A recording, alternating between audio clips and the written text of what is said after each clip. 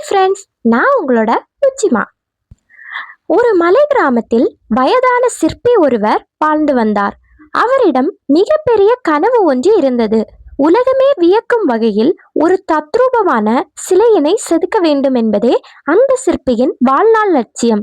அதற்காக ஒரு மிகப்பெரிய பாறையை தேர்ந்தெடுத்து மழையிலும் வெயிலிலும் அத்தூணின் அருகே அமர்ந்து செதுக்க தொடங்கினார்.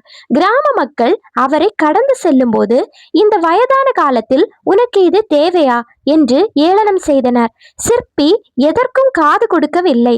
தன் கையில் இருந்த உளியையும் சுத்தியலையும் மட்டுமே அவர் நம்பினார். ஒவ்வொரு அடியும் பாறையில் விழும்போது அந்த பாறை உடைந்து விடாமல் தாங்கிக் கொண்டது. சிற்பியின் கண்கள் அந்த பாறைக்குள் மறைந்திருக்கும் ஒரு அழகான உருவத்தை ஏற்கனவே கண்டுவிட்டன. அந்த உருவத்தை வெளிக்கொண்டு வர அவர் தன் வாழ்நாளை அர்ப்பணிக்க தயாராக இருந்தார். நாட்கள் வாரங்களாகவும் வாரங்கள் மாதங்களாகவும் மாறின. ஆனால் அந்த பாறையில் பெரிய மாற்றம் எதுவும் தெரியவில்லை. சிற்பியின் கைகள் காயம்பட்டு தழும்புகள் நிறைந்தன. ஆனாலும் அவர் உளியை கீழே போடவே இல்லை. இத்தனை அடி அடித்தும் இந்த பாறை வளைந்து கொடுக்கவில்லையே என்று மற்றவர்கள் அவநம்பிக்கை ஊட்டினர். சிற்பி புன்னகையுடன் சொன்னார், பாறை வளைந்து கொடுக்கவில்லை என்பது உண்மைதான். ஆனால் அது செதுக்கப்பட்டு வருகிறது. ஒவ்வொரு முறை அவர் உளியால் அடிக்கும் போதும் தேவையற்ற கற்கள் ஒவ்வொன்றாக கீழே விழுந்து கொண்டிருந்தன. சிற்பிக்கு தெரியும், ஒரு அழகான சிற்பம் உருவாக வேண்டுமென்றால் தேவையற்ற பகுதிகள் நீக்கப்பட வேண்டும் என்று. அவர் தன் உழைப்பை சிதறவிடாமல் அந்த பாறையின் இதயத்தை நோக்கி தன் கவனத்தை செலுத்தினார். விடாமுயற்சி என்பது வெறும் உழைப்பு மட்டுமல்ல, அது ஒரு நீண்ட கால பொறுமை என்பதை அவர் உணர்ந்தார். பருவநிலைகள் மாறின. கடும் குளிர்காற்று அவர் உடலை நடுங்க செய்த போதும் சிற்பி அந்த இடத்தை விட்டு நகரவில்லை.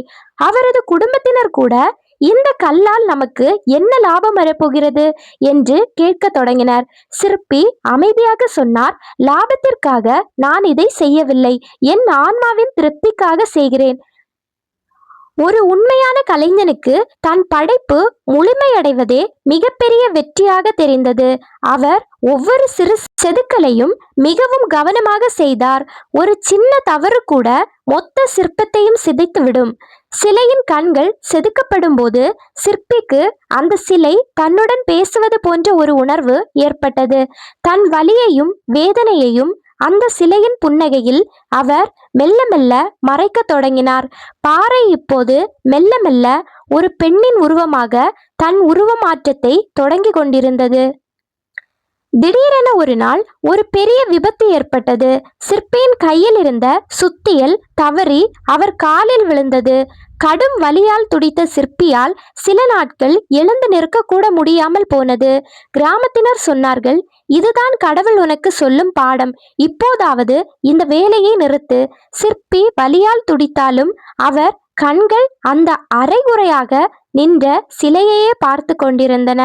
கால் உடைந்தால் என்ன, என் கைகள் இன்னும் பலமாகத்தான் இருக்கின்றன என்று அவர் மனதிற்குள் சொல்லிக் கொண்டார். வலியை கூட ஒரு உரமாக மாற்றிக்கொண்டு தரையில் அமர்ந்தபடியே மீண்டும் செதுக்க தொடங்கினார். அந்த சிலையின் கால்களை அவர் செதுக்கும் போது தன் காலில் இருந்த வலியையும் அந்த பாறையில் கடத்தினார். அந்த சிலையின் பாதங்கள் அவ்வளவு தத்ரூபமாக வரத் தொடங்கின. அதை பார்த்தவர்கள் வியப்பில் ஆழ்ந்தனர்.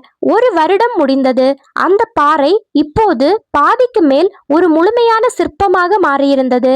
ஆனால் திடீரென அந்த பாறையின் ஒரு பகுதியில் ஒரு விரிசல் விடுவதை சிற்பி கவனித்தார். அதுவரை அவர் செய்த உழைப்பு அனைத்தும் வீணாகி விடுமோ என்ற பயம் ஒரு நிமிடம் அவரை தாக்கியது. ஆனால் சிற்பி பதறவில்லை. அந்த விரிசலை எப்படி ஒரு அணிகலனாக மாற்றலாம் என்று யோசித்தார். விரிசல் இருந்த இடத்தில் அழகான ஒரு ஆபரணத்தை செதுக்கி அந்த பலவீனத்தை ஒரு பலமாக மாற்றினார். இதை பார்த்த மக்கள், தவறுகளை கூட அழகாக மாற்றும் வித்தை உனக்கு தெரிந்திருக்கிறது என்று பாராட்டினர். சிற்பிக்கு தெரியும், வாழ்க்கையிலும் விரிசல்கள் விழும், அதை எப்படி அலங்காரமாக மாற்றுகிறோம் என்பதில்தான் வெற்றி இருக்கிறது. அவர் தொடர்ந்து செதுக்கினார். இப்போது அந்த சிற்பம் தன் முழு அழகையும் மெல்ல வெளிப்படுத்தியது. சிற்பி இப்போது மிகவும் சோர்ந்து போயிருந்தார். அவரது உடல்நிலை முன்பை போல ஒத்துழைக்கவில்லை. ஆனாலும் சிலையின் முகபாவனைகளை செதுக்கும் அந்த முக்கியமான வேலையை அவர் மற்றவர்களிடம் ஒப்படைக்கவில்லை. கடைசி செதுக்கல் என் கையால் தான் இருக்க வேண்டும் என்று அவர் பிடிவாதமாக இருந்தார். சிலையின் உதடுகளில் ஒரு மெல்லிய புன்னகையை செதுக்க அவர் பல நாட்கள் எடுத்துக்கொண்டார். ஒரு புன்னகையில் 1000 கதைகள் இருக்க வேண்டும் என்று அவர் விரும்பினார். அந்த புன்னகையை செதுக்கி முடித்தபோது கிராமமே அந்த சிலையை பார்க்க திரண்டு வந்தது. கல்லில் வடித்த சிலையாக இல்லாமல் உயிருள்ள ஒரு பெண் நிற்பது போன்ற தோற்றம் அங்கே இருந்தது. அந்த சிலையின் கண்கள் பார்ப்பவர்களை பின்தொடர்வது போன்ற ஒரு மாயையை அவர் உருவாக்கி இருந்தார்.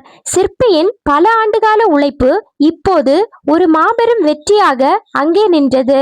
நாட்டின் அரசர் இந்த கதையை கேள்விப்பட்டு அந்த சிற்பியை பார்க்க தன் படைகளுடன் வந்தார்.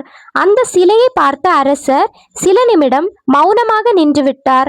அவரால் தன் கண்களை நம்ப முடியவில்லை. இந்த சிலைக்கு நான் என்ன விலை கொடுத்தாலும் அது ஈடாகாது என்று அரசர் வியந்து சொன்னார். சிற்பி சொன்னார், அரசே, இதற்கு விலை கிடையாது. இது என் வாழ்நாளின் நம்பிக்கை. அரசர் அந்த சிற்பிக்கு தேவையான அனைத்து வசதிகளையும் செய்து தருவதாக வாக்குறுதி அளித்தார். அந்த சிலை அரண்மனையின் முகப்பில் வைக்கப்பட்டது. அதை பார்க்க உலகெங்கிலும் இருந்து மக்கள் வந்தனர். சிற்பியை ஏளனம் செய்த அதே கிராம மக்கள் இப்போது அவரிடம் ஆசி பெற வரிசையில் நின்றனர். வெற்றியடைந்த பிறகு உலகம் உங்களை கொண்டாடும். ஆனால் வெற்றிக்காக நீங்கள் பட்ட கஷ்டம் உங்களுக்கு மட்டுமே தெரியும். சிற்பி இப்போது ஒரு பெரிய மேதையாக போற்றப்பட்டார். ஆனால் அவர் எப்போதும் போல எளிமையாகவே இருந்தார். அவர் தன் அனுபவங்களை இளைஞர்களிடம் பகிர்ந்து கொள்ளும் போது பாறையை நேசியுங்கள் என்று சொல்வார். பாறை உங்களுக்கு தரும் வழிகள் அனைத்தும் உங்களை செதுக்கவே வருகின்றன என்பது அவர் பாடம். அவர் செதுக்கிய அந்த சிலை காலங்களை கடந்தும் நின்றது. ஆனால் சிற்பியின் உடல் மெல்ல தளர்ந்தது. ஒரு நாள் அவர் அந்த சிலையின் மடியிலேயே தன் உயிரை துறந்தார். அவர் இறந்தாலும் அவர் செதுக்கிய அந்த சிற்பம் அவரை பற்றி பேசிக்கொண்டே இருந்தது. ஒரு கலைஞன் இறப்பதில்லை, அவனது படைப்புகள் வழியாக அவன் என்றும் வாழ்ந்து கொண்டிருக்கிறான். சிற்பியின் மரணம் ஒரு முடிவல்ல, அது ஒரு புகழின் தொடக்கமாக மாறியிருந்தது. உன்மீது விழும் ஒவ்வொரு அடியும் உன்னை உடைக்க அல்ல, உன்னை ஒரு அழகான சிற்பமாக செதுக்கவே என்பதை மறந்து விடாதே. உலகம் உன்னை ஒரு கல்லாக பார்த்தாலும் உனக்குள் இருக்கும் ஒரு மகத்தான சக்தியை நீ மட்டும் நம்பு. செதுக்கப்படும் போது ஏற்படும் வலிகள் தற்காலிகமானவை. ஆனால் செதுக்கப்பட்ட பிறகு உனக்கு கிடைக்கும் புகழ் நிரந்தரமானது. தோல்விகள் என்பவை உன்னிடம் இருக்கும் தேவையற்ற பகுதிகளை நீக்கும் செயல்முறைகளை மட்டுமே செய்யும். ஒரு சிற்பி எப்படி பாறையை பார்த்து பயப்படுவதில்லையோ அதே போல நீயும் சவால்களை பார்த்து பயப்படாதே. உன் பொறுமைதான் உனது மிகப்பெரிய ஆயுதம். உன் விடாமுயற்சிதான் உனது வெற்றி பாதை.